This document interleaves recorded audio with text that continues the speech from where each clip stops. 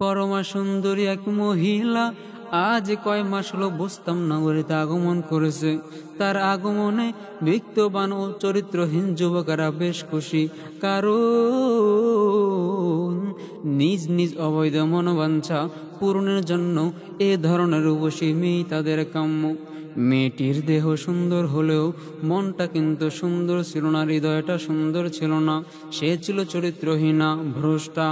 আপন ইজ্জত বিলিয়ে দিয়ে সে উপার্জন করত প্রচুর অর্থ। অত্যাধিক সুন্দরী হওয়ায় তার মূল্য ছিল অনেক বেশি। প্রতিবার দেহ দানের বিনিময়ে সে আদায় করত 200 দিরহাম। রূপ সৌন্দর্যের মোহে আচ্ছন্ন হয়ে শহরের বিত্তশালীরা নির্দ্বিধায় তার পিছনে খরচ করত অটেল অর্থ সম্পদ। এইভাবে কয়েক মাসের মধ্যে হারাম কর্ম এবং ধ্বংসাত্মক রূপ ধারণ করলো, যা ভাবতে গেলেও গা শিউরে ওঠে। মেয়েটির সান্নিধ্য লাভ করার জন্য প্রতি রাত্রেই পয়সাওয়ালা লোকজন তার বাড়িতে ভিড় জমাতো। বিপুল পরিমাণে খাদ্যের পেয়ে মেয়েটির আনন্দ যেন আর ধরে না। মাসিক রুজির পরিমাণ হিসাব করে সে নিজে বিস্মিত হয়, ভাবে এই শহরে আগমন করে বেশ বুদ্ধিমানের কাজ করেছে। এভাবে চলতে থাকলে প্রচুর সহায় সম্পত্তির মালিক হতে বেশি দিন আমাকে অপেক্ষা করতে হবে না। দিন দিন নিজের উন্নতির কথা চিন্তা করে মেয়েটির মন বেশ পুলকিত ছিল। আনন্দের বন্যা বয়ে যায় তার সমস্ত হৃদয় জুড়ে। অটেল সম্পদের মালিক হয়েও ভবিষ্যতে কি কি করবে সেই সোনালী স্বপ্ন এখন সে প্রতি মুহূর্তেই দেখে। আগামী দিনের রঙিন স্বপ্নে বিভোর হয়ে অতিবাহিত করবে তার জীবনের মূল্যবান দিবানিশিগুলো। কিন্তু এই কথা একবারও চিন্তা করলো না। এই কথা চিন্তা করার অবকাশ কখনোই পায় না যে তার দ্বারা জাতির কত বড় ক্ষতি হচ্ছে। লোকদের নৈতিক ও চারিত্রিক অবক্ষয় কত চরম আকার ধারণ করছে। যুবক সমাজ কত দ্রুত মান সম্মান, ধর্ম, কর্ম ইত্যাদি বিসর্জন দিয়ে ধ্বংসের পথে গিয়ে চলছে। এই অবকাশ সে পাবে কি করে? তাকে তো এ পর্যন্ত কেউ সৎ পথে চলতে উদ্বুদ্ধ করেনি, শিক্ষা দেয়নি আদর্শ জীবনের মৌলিক নীতিমালা, উৎসাহিত করেনি সবর, শুকর, তাকওয়া, পরহেজগারি ও সততা, সত্যবাজিতার ন্যায় মানবীয় গুণগুলো অর্জন করতে কেউ কোনোদিন আহ্বান করেনি। মন্দ, খারাপ ও অসৎ কর্মগুলো পরিত্যাগ করতে।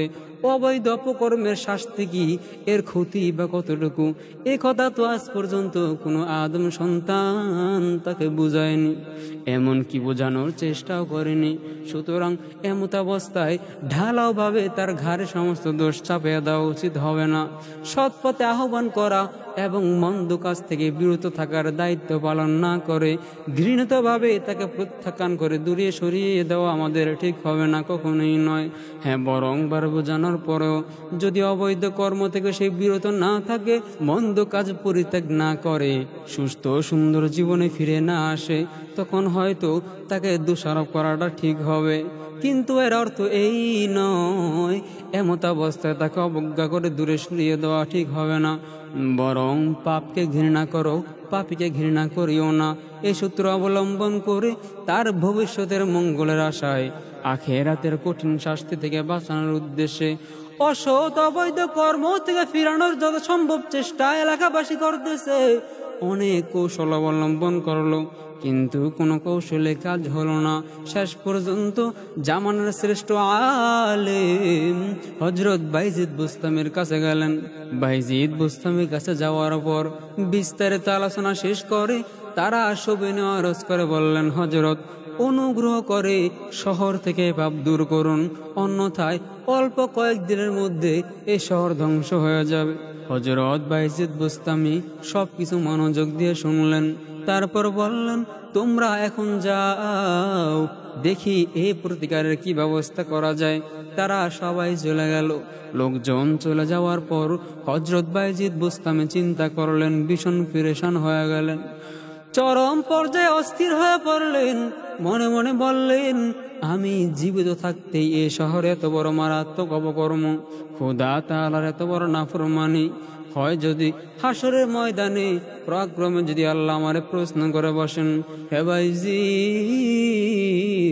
তোমার উপস্থিতিতে বুস্তাম নগরীতে এত বড় ধ্বংসাত্মক কর্ম সংঘটিত হলো, অথচ তুমি তা বন্ধ করার জন্য কোনো চেষ্টাই করলে না, এর প্রতিকারের কোনো ব্যবস্থাই তুমি নিলে না, পাপ কাজের জন্য তুমি কোনো ব্যবস্থা নিলে না, বন্ধ করার জন্য কোনো চেষ্টাই করলে না।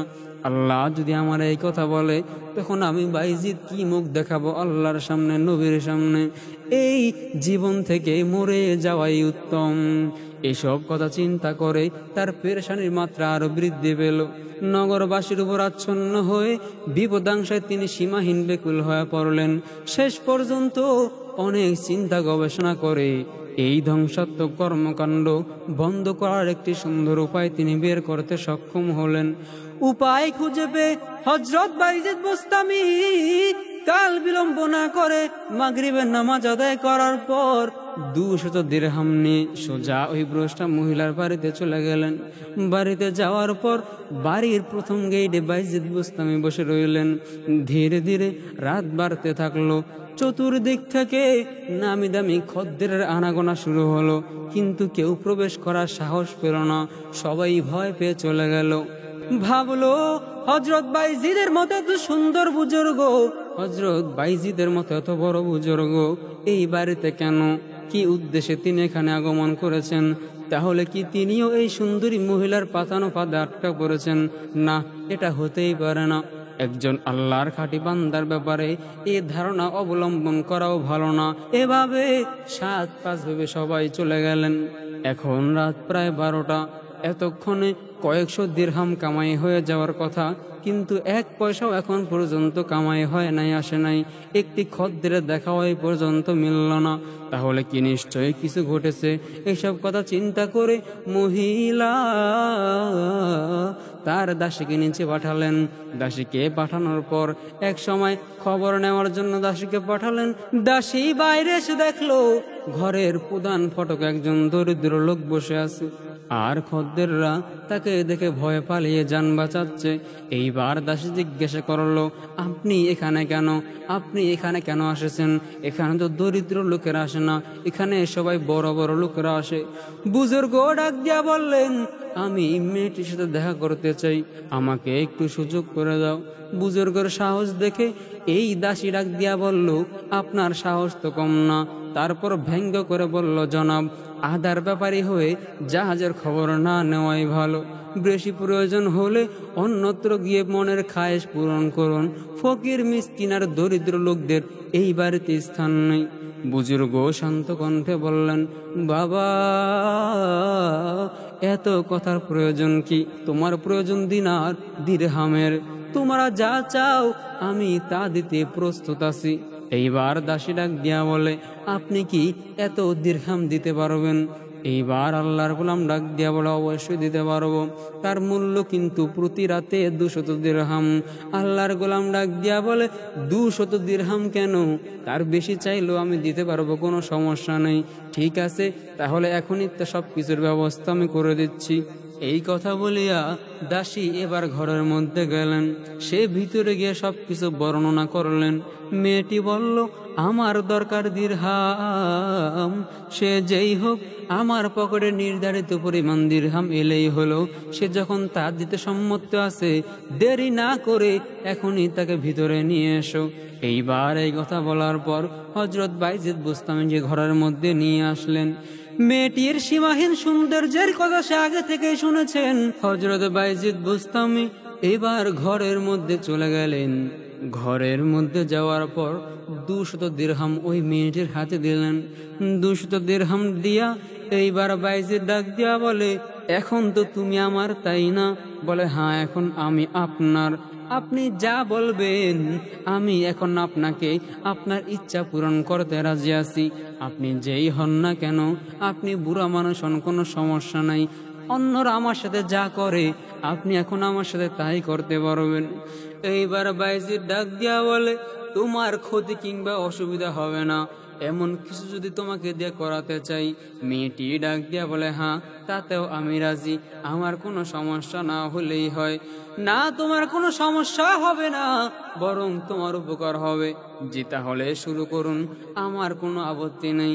আজ রাতের জন্য আমার সমস্ত দেহ মন কেবল আপনার জন্য নিবেদিত। আপনি যা খুশি তাই করতে পারেন। আমি যদি তোমাকে একটা নির্দেশ দেই তবে কি তুমি মানতে পারবে? বলে, হ্যাঁ, আমি তো বারবার বলছি আজ আমি আপনার।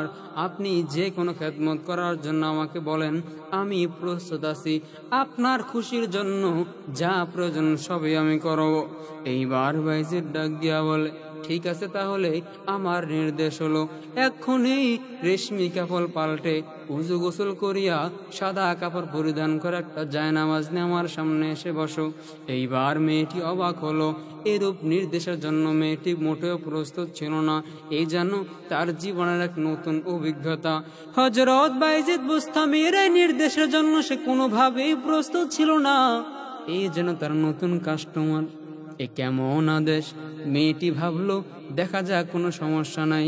আমার মতন সুন্দরী রূপসী মেয়ে পেয়ে তার এখন কি করা উচিত, সে কি করতেছে। আচ্ছা, যাই হোক, কোনো সমস্যা নাই, দেখি শেষ পর্যন্ত কি হয়। এ কথা ভেবে সীমাহীন কৌতূহল নিয়ে সত্যি সেই বুজুর্গের নির্দেশ অক্ষর অক্ষরে পালন করে তার সামনে এসে দাঁড়ালো। হযরত বাইজিদ মেয়েটিকে নিয়ে 2 রাকাত নফল নামাজ আদায় করলেন। তারপর তাকে জায়নামাজে বসে ডাক দিয়া বলে, মালিক, ওগো মাবুদ, তুমি সর্বশক্তিমান, তুমি সবকিছু জানো, তুমি সবকিছু দেখো। আয় আল্লাহ, গোটা দুনিয়ার সকল মানুষের মনে কি চলতেছে তুমি সবকিছু দেখতেছ রে মালিক, হে দয়ার মালিক। আয় আল্লাহ, আমি বাইজিদের চেয়ে বেশি কিছুই করতে পারবো না। আয় আল্লাহ, এই নষ্টা পথভ্রষ্টা মেয়েকে, আয় আল্লাহ, তাকে পরিষ্কার পরিচ্ছন্ন করা, আল্লাহ, যায় নামাজে বসিয়ে তোমার দিকে ফিরিয়ে দিলাম। আল্লাহ, আয় আল্লাহ, তার হাতটা তোমার দিকে ফিরিয়ে দিলাম। আয় আল্লাহ, দয়া করে বাকি কাজটা তুমি করে দাও। হযরতে বাইজিদ বুস্তামি দোয়া করার পর আল্লাহ তাআলা দোয়া কবুল করলেন। দোয়া সমাপ্ত হওয়ার সাথে সাথে মেয়েটির হৃদয়ে রাজ্যে তুমুল ঝড় শুরু হলো। তার চেহারা এক অভিনয় পরিবর্তন দেখা দিল। আল্লাহর ভয়ে তার অন্তরাত্মা কেঁপে উঠল। গোটা জীবনের পাপের কথা স্মরণ করে সাক্ষেপ আর অনুতাপের আনলে তার অন্তরাজ্য দগ্ধ হলো। ভাবলো, আমার কারণে হাজার হাজার মানুষ বিপদগামী হয়েছে, পাপের কাজ করেছে, পাপে নিমজ্জিত হয়েছে, সুস্থ ও আদর্শ জীবন পরিত্যাগ করে অন্যায় অপকর্ম অভ্যাসে পরিণত হয়েছে। খোদাই জানেন আমার পরিণতি কতটা করুণ হবে। এসব কথা ভাবতে ভাবতে সে আর নিজেকে ধরে রাখতে পারল না। বাইজিদ বুস্তামের পা ধরে মাপ চাইতে শুরু করলেন। ডাক দিয়া বলেন, বাইজিদ, আমি জীবনে অনেক ভুল করছি বাইজিদ। হে বাইজিদ, আমাকে আল্লাহর কাছে একটু বলো না, আল্লাহ যেন আমারে মাফ করে দেয়। ও বাইজিদ, আপনি আমারে মাফ করে দেন, আমি আপনাকে চিনতে পারি নাই। আল্লাহর কাছে বলেন, আল্লাহ যেন আমার জীবনের সব গুনাহ মাফ করে দেয়। এই মেয়েটির পরিবর্তন দেখে বাইজিদ বুস্তামি অনেক খুশি হইলেন, আনন্দিত হইলেন। হে মুসলমান, আল্লাহর গোলাম, এই জন্য কোনো দিনও কোনো মানুষকে ঘৃণা করবেন না। আমি পাপ কাজ করছি, আমাকে ঘৃণা না করে ওই পাপটাকে ঘৃণা করুন, এটাই মানুষের কর্তব্য হওয়া উচিত।